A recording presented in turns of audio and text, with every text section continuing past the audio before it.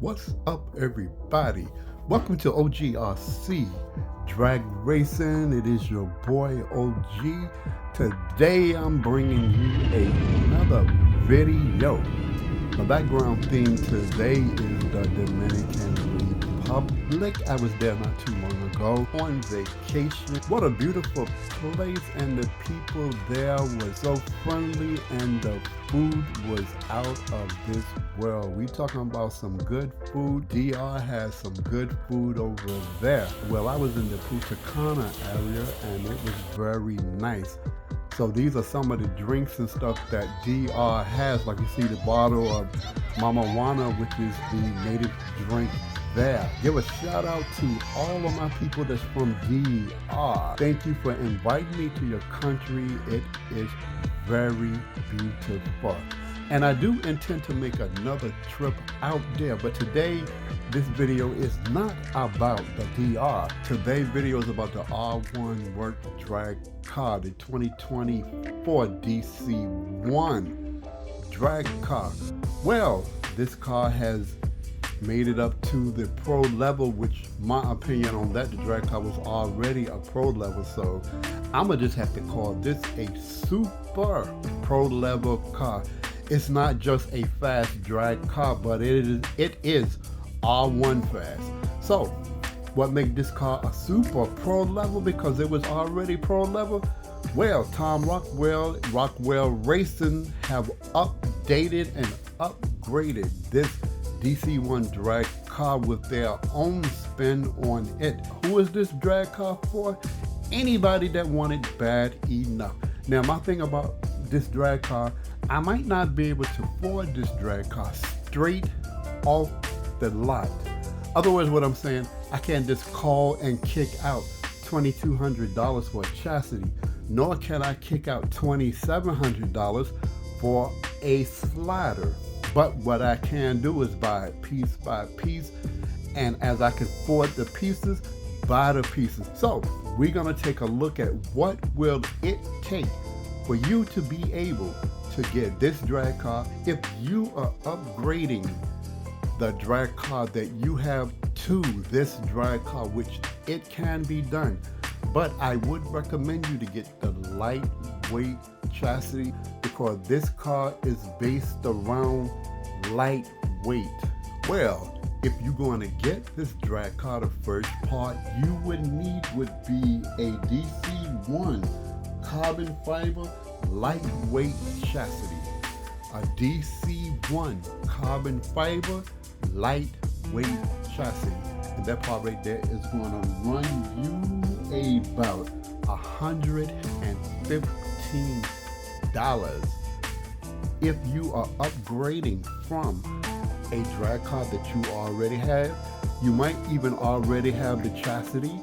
You might already have the lie down lightweight aluminum transmission. If you don't have the lie down lightweight aluminum transmission, then you can go over to Rockwell Racing, or either, which you can find them on Facebook, and the link is there for their website, or you can go on to R1 Works website. But that transmission is going to run you about $89, I believe. On the Rockwell Racing website, the transmission is about $90. Now, another part that some of you may have, depending on what drag car that you previously had, if you had a drag car, if you have the version 2 shocks, you're gonna need to replace those for the version 1 shocks, which would be the V1 shocks. Now, the DC1 V1 damper kit will run you $150. That would be the DC1 V1 damper kit would run you $150. That's the whole complete V1 shock set. After you buy that shock set, Rockwell Racing has an upgrade kit for that. The upgrade kit is going to run you about $60 as well. So you're talking about already over $200 for that. Here's another part that also would need to be upgraded. And this is a DC1 wide C block, 0 degree. That part costs you $21.99. That's $21.99. And also another part that you would need would be the DC1 forward sweep rear arms 2mm. Now that part right there is going to run you $35. That would be the DC1 forward sweep rear arms 2mm. Just keep that in mind, that's also another upgraded part that would be needed. So I just want to keep you informed on everything that you would be needing to do the build on this car. Now, if you notice, this car also on the chassis, there's a battery tray. And this is the battery tray right here that I'm pointing at. That right there is a part that's Rockwell racing part. That part right there, if I make no mistake, runs you about $45. It come in different sizes depending on what battery size that you are going to be running. Okay guys, this is the front bumper. This is the one that fits on the lightweight chassis. This is the front bumper. Okay, this brace, or should I say this weight bar, does not come with it. That is so separate. But this right here is the bumper. This bumper right here also is not a R1 Works DC1 bumper. This is a Rockwell racing bumper. It fits on the DC1 chassis. So we just want to keep that in mind. But there is some things about this particular bumper. If you have the full size servo, I'm gonna just say the first generation servo, it will not fit with the brace on this particular bumper. So I noticed on some of the photos that I've seen, they're using the mini brace and they're using the mini servo.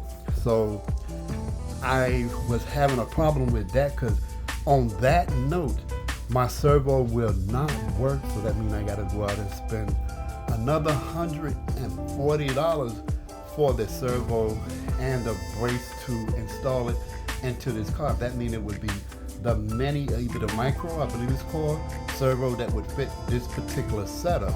But I was so happy to go online to Rockwell Racing and find out they came out with a solution for that problem. They came up with an upgrade bumper that would allow you to be able to use that large size servo, which is an R1 servo. You will be able to use that with the upgrade bumper. Okay, the next part we're going to be talking about is the Rockwell Racing shock tower. That's this little joker right here, the Rockwell Racing lightweight shock tower. That shock tower right there is not available at R1 Works. You have to order it from Rockwell Racing. You have to go into the Facebook, and there's a link on Facebook that would lead you directly to their website. So I believe they still have that part in stock. So head on over there and see if you can get that particular part. Okay, this is a look at the rear of this drag car. You are looking at the shock tower. This is not a R1 Works part. This is a Rockwell Racing part, and you would also have to get this part from their website. This part would set you back about $50, but I'm gonna show you this right here. Now this part that I'm pointing at right here does not come with it. This part comes with the transmission. That's the mount that mounts up the wheelie bar. So that comes with the transmission. Okay, this is the race form tie gluing jib. I'm going to just give you a demonstration of how this works. I will be demonstrating it with, I'm not actually going to be gluing this tire to the rim because I'm not ready to do that yet. So let's do this. Place to here. I like to press mine down, then bring this across. Now, as you see that space, see this space? And then all I would do, now I don't have the glue open, so people don't expect the glue to be going in there. And the glue thing would have a long spout on the end that would reach through here. So you just, see, I would turn it like, have the glue thing like this, okay? And now let's go, see? So you see that space, see? Then the stem would go, because they usually have a stem, the stem would fit, let's just pretend like this is here. And then you would just turn, glue, see? See? Because you wouldn't just glue it from the bottle like this. There's another spout that goes on the end. Everybody that do tires know. And you would just go like this, see? See that?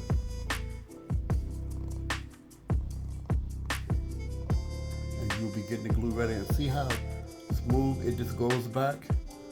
See? See? That concludes this video. Thank you for watching. I'm gonna ask you to like and subscribe. Be sure you hit that notification bell so you'll be notified on the next video. Peace, and I'm out of here.